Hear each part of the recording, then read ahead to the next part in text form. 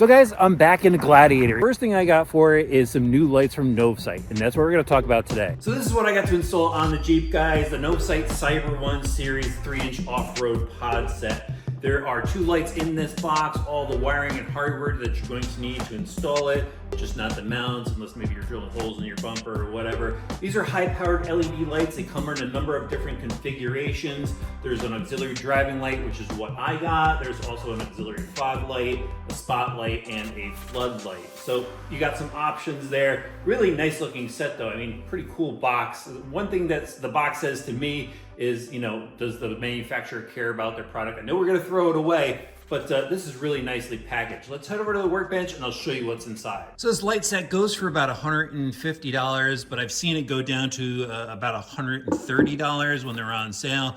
Inside the box, you're gonna find an instruction manual, and then everything is nicely packaged, as I mentioned. Check this out. Here is the wiring, and already I'm pretty impressed because I've gotten some light sets for my other Jeeps before. I've had a number of Jeeps, and I just like the way this one is set up. Look at this. We got nice sheathing around the wires themselves. I've seen some where it just looks like they gave you some speaker wire, but here is the on and off switch. There's some LED lights on there. Nice large eyelets at the end of the wires to go down to your power and then to ground it. And then look at the connectors here. They even have the rubber seal around it. Nice little clip to make sure that they're secure. Pretty impressed with that. And it looks like there's a long wire. So if you got to make a long run, you'll be able to do that. There is the relay. And I think I saw a fuse in there. It looks like there's the fuse right there. So also in the kit, they give you some lenses. I'm just going to go through this before I break out the lights. They give you the amber lenses in case you want to install these. These are clip-on. So I kind of probably would have liked to have seen these get pinched between the front frame, but these will work if you're just switching back and forth. Nice, easy swap. And then here is the hardware. Actually kind of looks like stainless steel hardware, so that shouldn't rust up too quick. Yeah, I think that's stainless steel, but they give you some Allen wrenches as well. And then here is the mounting bracket. So nicely packaged again. And really cool shape to it. I like how they have everything cut out, and it's just got a really good look to the bracket so far.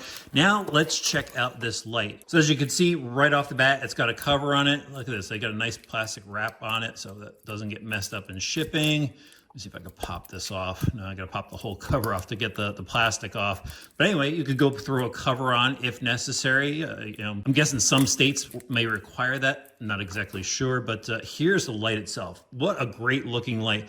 So this is a cast metal housing. It's got the NovSight logos on the side, red plastic lens over those LEDs to help disperse the light, but really nice looking pod. Like the fins on the back and everything, gives it a cool look. And look at this, you know, the wires on this, again, are really nice. I like the rubber grommet coming out the back here to help protect that wire. And then there's the other side of the connectors. So I'm gonna go ahead and install these. I mean, installing them on your car is of course gonna vary, but if you've got a Gladiator, you're in luck. I'm gonna walk you through some of the stuff here. What I did was I went and dug out my brackets. I got these Mopar brackets, so these are gonna go up by the A-pillar.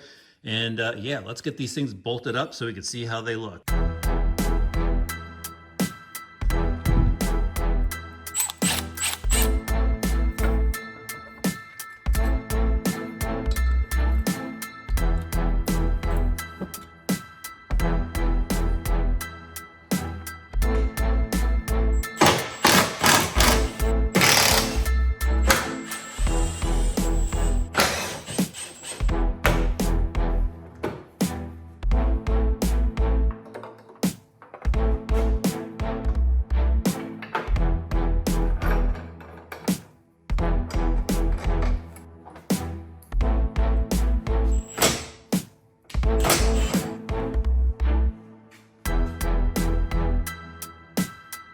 Here's the pod light mounted up to the bracket, bolted down to the Jeep. It looks really good. Ran the wire down through the gap here, and then once I opened up the hood, I was able to just pull the wire over into the engine bay. I'm just gonna run through how I did it because filming it was kind of a pain. So I've got the main wiring harness just all tucked up right here, and that's because the leads from the relay to the positive and the ground are rather short, so I need to locate it right here. There's plenty of wire that goes to the lights themselves if we want to run it down to the bumper, but since I have it up on the A-pillar area, I had to go and bundle everything, zip tie it up so it's all tucked away here. And once I wrapped everything up, I just plugged in one of the lights over here and then ran the wire back along the firewall and over to the other side. And this is where the other side poked through.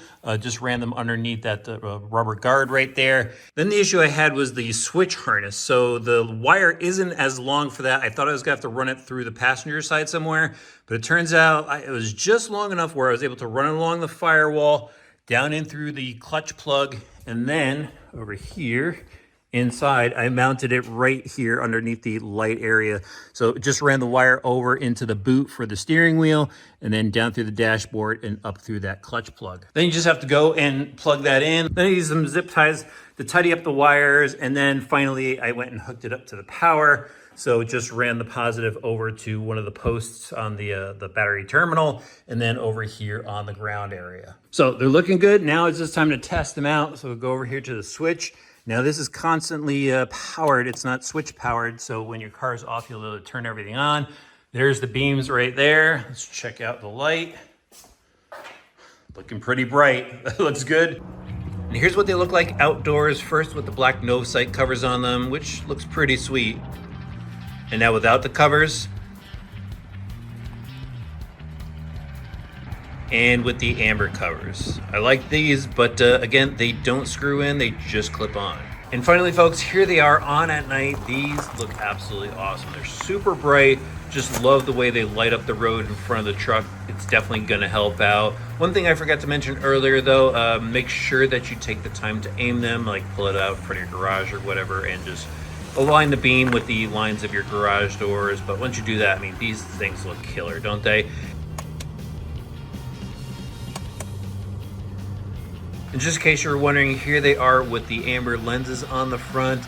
These look like they're gonna do well in foggy situations, but I think I'm just definitely gonna rock it without the covers on them.